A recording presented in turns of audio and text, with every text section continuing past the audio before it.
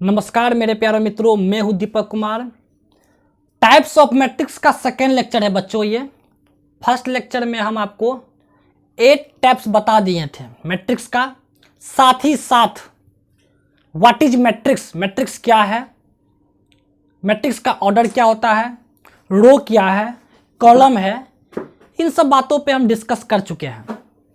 और second lecture जो बच्चों ये मैट्रिक्स का है, क्लास 12th का जो है ये, उसमें आपको हम बताएंगे diagonal matrix, triangular matrix, equality of matrices, और साथ ही साथ इक्वालिटी ऑफ मैट्रिक्स जो बच्चों है उस पे आपको हम क्वेश्चन आंसर भी कुछ कुछ कराएंगे, एग्जांपल देंगे बच्चों, ठीक है। तो चलिए हम डायगोनल मैट्रिक्स पे स्टार्ट करते हैं। और एक और आपको जानकारी देने वाले हैं नया, कल से बच्चों क्लास 11th का मैथमेटिक्स पढ़ाना हम शुरू कर रहे हैं, और वे लगातार आप लोगों को हम डेली अपलोड करते रहेंगे एक वीडियो, जिसमें आपको पढ़ाने वाले हैं बच्चों हम सेट। तो इस वीडियो को आप लोग ज़्यादा से ज़्यादा शेयर कर दें या अपने फ्रेंड सर्कल में बता दें तो बढ़िया रहेगा बच्चों, ठीक है। इतना तो आप मेरे लिए कर ही सकते हैं। चलिए बच्चों, यहाँ पर क्या है, डायगोनल मैट्रिक्स। डायगोनल मैट्रिक्स में बच्चों याद रखना स्क्वायर मैट्रिक्स होना आवश्यक है। डायगोनल मैट्रिक्स में स्क्वायर मैट्रिक्स बच्चों क्या है, होना आवश्यक है। स्क्वायर मैट्रिक्स का मतलब रो और कॉलम इक्वल होना चाहिए। ऑर्डर जो हम कोई मैट्रिक्स को जो फाइंड आउट करते हैं, कोई मैट्रिक्स का ऑर्डर तो होता है ना, उसका ऑर्डर क्या होता है, m/n, मतलब m और n सेम होना चाहिए। ऑर्डर मतलब उसका रो और कॉलम इक्वल होना चाहिए बच्चों, ठीक है। तो चलिए इसको एग्जांपल के साथ हम लोग समझते हैं। यहाँ पे एक मैट्रिक्स ले लेते हैं, A11 A12 A21 A22, ठीक है बच्चों सबसे पहले समझिए डायगोनल एलिमेंट क्या है, नॉन डायगोनल एलिमेंट क्या है। देखो बच्चों, ये 2x2 ऑर्डर का बना है हमें। ये जो मैट्रिक्स है इसका ऑर्डर क्या है बच्चों, पता है? इसका ऑर्डर है 2x2, मतलब 2 रो है 2 कॉलम है। देख लो, first row second row, column भी 2 है, फर्स्ट कॉलम सेकंड कॉलम। इसका ऑर्डर क्या है, 2x2 है, स्क्वायर मैट्रिक्स है। उसी प्रकार आप 3x3 ऑर्डर का भी बना सकते हैं, 4x4 ऑर्डर का भी बना सकते हैं। तो आपको हम इस टाइप का जो मैट्रिक्स बनाए बच्चों, तो आपको हम ये इसलिए ऐसा बनाए तो ताकि आप लोग ये समझ पाए डायगोनल एलिमेंट क्या है, नॉन डायगोनल एलिमेंट क्या है। बच्चों ये जो ऐसे आपको जो लाइन ड्रॉ किए बच्चों, तो लाइन पर थोड़ा ध्यान दे बच्चों। ये क्या, A11 A22, अगर आप 3x3 ऑर्डर का बनाते बच्चों तो इसी लाइन पे आपको मिलता A33। 4x4 ऑर्डर का बनाते तो इसी लाइन पे आपको मिलता A44। इसी प्रकार A55 A66 A77 A88, ये सब जो बच्चों है ये डायगोनल एलिमेंट होते हैं। मतलब I और J, आई होता है ना कोई मैट्रिक्स में, जैसे कोई मैट्रिक्स को हम जो लेट करते रहते हैं तैसे देते हैं, AIJ कर देते हैं बच्चों, यहाँ पे J दे देते हैं। तो I और J दोनों इक्वल वाला अगर मिलेगा बच्चों आपको, तो समझ जाना वो डायगोनल एलिमेंट है। A11 A22 A33 A44 A55 A66 dot dot dot dot, ये सब डायगोनल एलिमेंट है। और बच्चों यहाँ पे देखो A21 A12 बहुत सारे हो सकते हैं। आपको पूछेंगे नॉन डायगोनल एलिमेंट क्या है, A21 नॉन डायगोनल एलिमेंट है, A32 नॉन डायगोनल एलिमेंट है, A42 नॉन डायगोनल एलिमेंट है। लेकिन यहाँ पूछ देंगे A44 तो ये डायगोनल एलिमेंट है। तो आप लोग समझ गए होंगे जो डायगोनल एलिमेंट क्या होता है और नॉन डायगोनल एलिमेंट क्या होता है। अगर आप डायगोनल एलिमेंट और नॉन डायगोनल एलिमेंट अगर समझ गए बच्चों, तो आप डायगोनल मैट्रिक्स भी समझ जाएंगे। डायगोनल मैट्रिक्स में 2 ही बात आपको याद रखना है। ऐसा मैट्रिक्स डायगोनल मैट्रिक्स में 2 बात आपको याद रखना है। क्या क्या? एक तो ये याद रखना है बच्चों, डायगोनल एलिमेंट 0 के इक्वल नहीं होना चाहिए। दूसरा पॉइंट ये याद रखना है बच्चों, नॉन डायगोनल एलिमेंट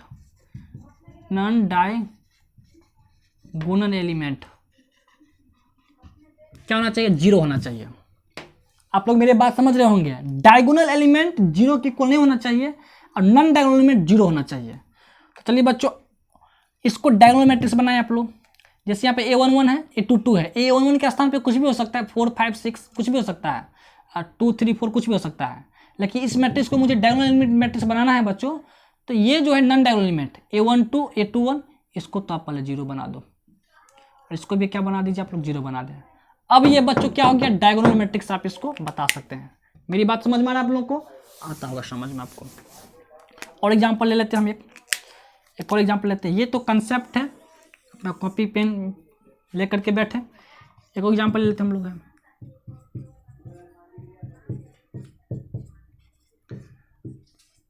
चलो बच्चों अब बताओ क्या ये डायगोनल मैट्रिक्स है? नहीं है। क्यों? क्योंकि डायगोनल एलिमेंट जीरो नहीं है। ये तो होना ही चाहिए क्योंकि पता है डायगोनल एलिमेंट जीरो नहीं होना चाहिए, तो जीरो नहीं है। लेकिन और उसके बाद दो कंडीशन है। डायगोनल मैट्रिक्स कब होगा? जब नॉन डायगोनल एलिमेंट जीरो होना चाहिए। तो देखो बच्चों ये जीरो कहाँ है? इसको जीरो बनाओ, इसको भी जीरो बना दीजिए, इसको भी जीरो, इसको भी जीरो, इसको भी जीरो, इसको भी जीरो। हाँ अब कह सकते हैं ये डायगोनल मैट्रिक्स है। तो आपको समझ में आ गया होगा नॉन डायगोनल एलिमेंट जीरो नहीं होना चाहिए और डायगोनल एलिमेंट जीरो होना चाहिए बच्चों, तो उसको बताएंगे हम लोग डायगोनल मैट्रिक्स। चलिए बच्चों आपको समझ में आ गया। अब बात करते हैं ट्राइएंगुलर मैट्रिक्स पे। ठीक है बच्चों, तो चलिए यहाँ पर समझ लेते हैं हम लोग है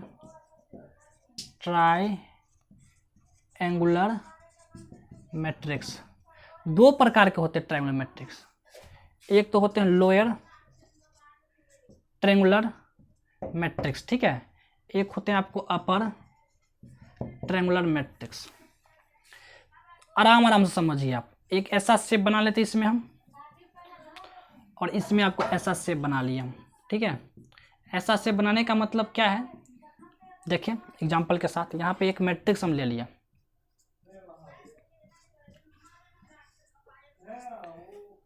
ठीक है बच्चों। देखो बच्चों आप इसको क्या कहेंगे? Lower triangular matrix. क्यों क्यों कहेंगे? देख लो बच्चों, ये आपको ऐसा ही शेप में, देखो ये जो ऐसे देख रहे हैं, ऐसा जो रीजन, ये क्षेत्र देख रहे हैं बच्चों, देखो बच्चों ये जो ऐसा सेम जैसे यहाँ पर था ये शेप, वो ऐसा ही शेप है कि नहीं यहाँ पर है। और जहाँ पे ऐसा शेप है बच्चों उसमें एलिमेंट है, जैसे यहाँ पे 4 4 6 है, उसके ऊपर वाला में क्या है बच्चों? एलिमेंट वे 0 है। मेरी बात समझिए, आपको लॉजिक के साथ बता रहे हैं। एक और एग्जाम्पल ले लेते हैं और कंसेप्ट क्लियर हो जाएगा।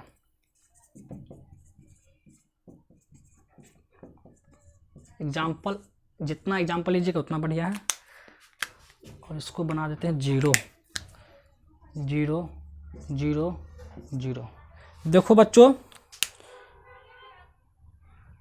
क्या दिखाई दे रहा है आपको? देख लो बच्चों, ये इसको क्या बताएंगे? Lower triangular matrix. देख लो बच्चों, मेरा बात समझिए, इसके आप याद भी कर सकते हैं, लेकिन ये जो अगर आपको ये अगर माइंड में आपको सेट है तो आप एग्जाम्पल खुद से बना सकते हैं लोअर ट्रायंगुलर मैट्रिक्स क्या है। अब इसका डिफिनेशन बताते हैं जो कैसे समझेंगे। एक बात इसमें कंडीशन लोअर ट्रायंगुलर मैट्रिक्स में याद रखना है, डायगोनल एलिमेंट 0 तो नहीं होना चाहिए और उसके नीचे वाला एलिमेंटो 0 नहीं होना चाहिए। डायगोनल एलिमेंट्स के जो ऊपर वाला एलिमेंट है, डायगोनल एलिमेंट्स के ऊपर वाला एलिमेंट जितने भी सभी 0 होना चाहिए। उसको छोड़ करके जो एलिमेंट बचते हुए आपको नॉन 0 होना चाहिए, उसी को बताएंगे हम लोग क्या? Lower triangular matrix. इसका अपोजिट हो जाता है अपर ट्रायंगुलर मैट्रिक्स। एग्जाम्पल ले लेते हैं, यहाँ पे भी एक, यहाँ पे एग्जाम्पल ले लेते हैं। किसको 0 बनाएंगे बच्चों? बताओ, आप लोग समझ गए होंगे। 6 को 0 बनाएंगे हम। अगर 6 को बनाएंगे 0 तो इस टाइप का शेप बन रहा है बच्चों, देख लो ना ऐसा 4 4 5। यहाँ पर क्या है बच्चों? 0 है। देखो ऐसा बन रहा है कि नहीं बन रहा है? थोड़ा सा समझने की कोशिश करें बच्चों, ठीक है। आपको ऐसे ही हम कलर करके बता रहे हैं, ठीक है, आपको समझाने के लिए बता रहे हैं। आप लोग कलर मत करना, ठीक है। एग्जाम्पल कोई बताएगा अपर ट्रायंगुलर मैट्रिक्स का तो ऐसे आप बता देंगे बच्चों। मतलब ये है डायगोनल एलिमेंट के नीचे वाला एलिमेंट, डायगोनल एलिमेंट के नीचे वाला एलिमेंट 0 और उसके छोड़ करके जो एलिमेंट बचेंगे बच्चों टोटल के टोटल 0 होना चाहिए। लेकिन lower triangular matrix, upper triangular matrix, वे आपको हमेशा जो होता है स्क्वायर मैट्रिक्स में ही होगा। स्क्वायर मैट्रिक्स का मतलब ये होता है रो और कॉलम इक्वल होना चाहिए। और एग्जांपल लेते हैं, एक और एग्जांपल लेते हैं।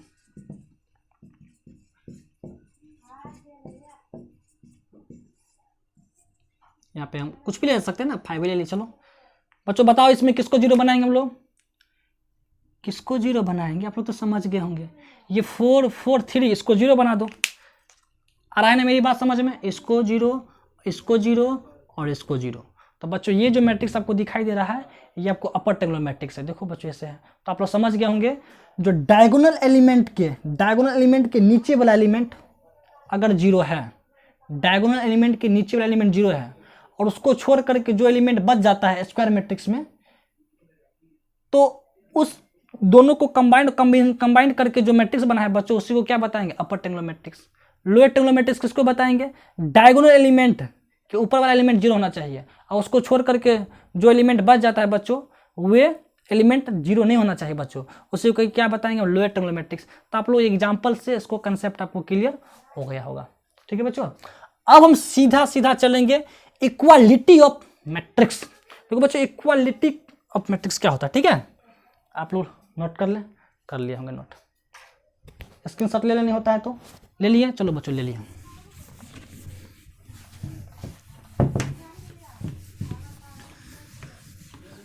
देखो बच्चों, इक्वालिटी ऑफ मैट्रिक्स में क्या समझना है, यहाँ पे क्या बच्चों, इक्वालिटी ऑफ मैट्रिक्स। याद रखना बच्चों, दो मैट्रिक्स इक्वल कब होंगे, याद रखिएगा, इक्वालिटी ऑफ मैट्रिक्स में यही मेन बात आपको समझना है। बात समझ में आ रहा ना, तो टू मैट्रिक्स इक्वल कब होंगे, इसको और डीपली में ही आपको पढ़ा देते हैं, ठीक है। देखिए यहाँ पर है, two matrices A equal to A I J and B equal to B I J.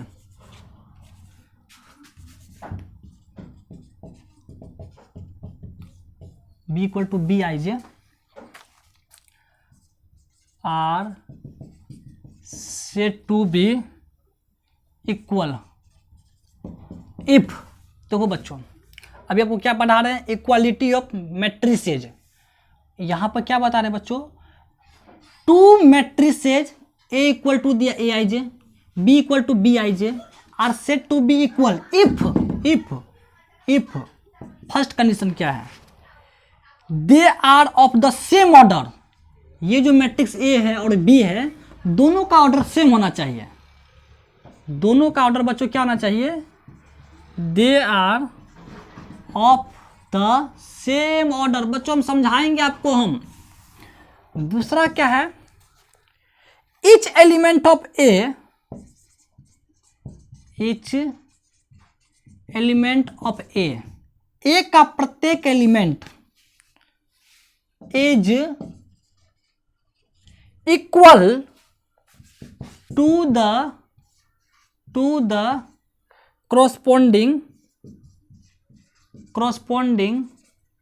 corresponding element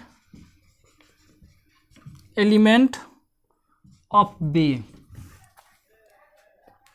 ध्यान से देखो बच्चों, दो मैट्रिसेज ए और बी को इक्वल कहेंगे कब, जब दोनों मैट्रिक्स का ऑर्डर सेम होना चाहिए। दोनों मैट्रिक्स का ऑर्डर सेम होना चाहिए, condition number first. Condition second क्या है, ईच एलिमेंट ऑफ ए का प्रत्येक element is equal to the corresponding element of B. Example के साथ आप लोग को समझ में आएगा बच्चों। एक मैट्रिक्स यहाँ पर ड्रॉ कर दिए 2 4 3 6, और एक मैट्रिक्स यहाँ पर ले लिए बी 2 4 3 6।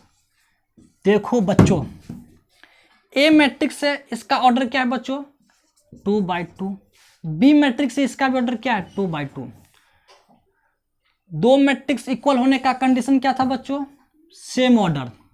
देखो बच्चों, ए का भी ऑर्डर 2/2 है, बी का भी ऑर्डर क्या है, 2/2 है। एक कंडीशन तो मैच किया। दूसरा क्या है, ईच एलिमेंट ऑफ ए का प्रत्येक element is equal to the corresponding element of B. A के प्रत्येक एलिमेंट इसका कोरस्पोंडिंग एलिमेंट बी के इक्वल होना चाहिए। देखो बच्चों, यहाँ पर क्या है, A11 में 2 है तो बी का भी A11 में 2 है। यहाँ पे 4 बच्चों तो यहाँ पे भी 4, यहाँ पे 3 तो यहाँ पे भी 3, यहाँ पे 6 तो यहाँ पे भी 6।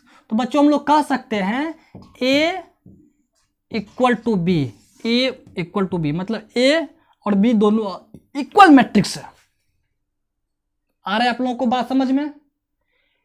A और B इक्वल मैट्रिक्स कब होंगे, जब दोनों का ऑर्डर सेम होना चाहिए, साथ ही साथ कोरस्पोंडिंग एलिमेंट इक्वल होना चाहिए बच्चों। तो आप लोगों को इक्वल मैट्रिक्स समझ में आ गया, ठीक है। तो मुझे यही समझना था, इक्वालिटी ऑफ मैट्रिसेस। और जब आप ये समझ गए तो इस पे क्वेश्चन कैसे आते हैं हम वे आपको एग्जाम्पल के साथ बताते हैं। बच्चों आप लोग नोट करें, स्क्रीनशॉट ले लिए होंगे। क्या करें, इसको मिटा दें, चलिए मिटा देते हैं। अब देखो बच्चों, क्वेश्चन कैसे आते हैं। देखो बच्चों,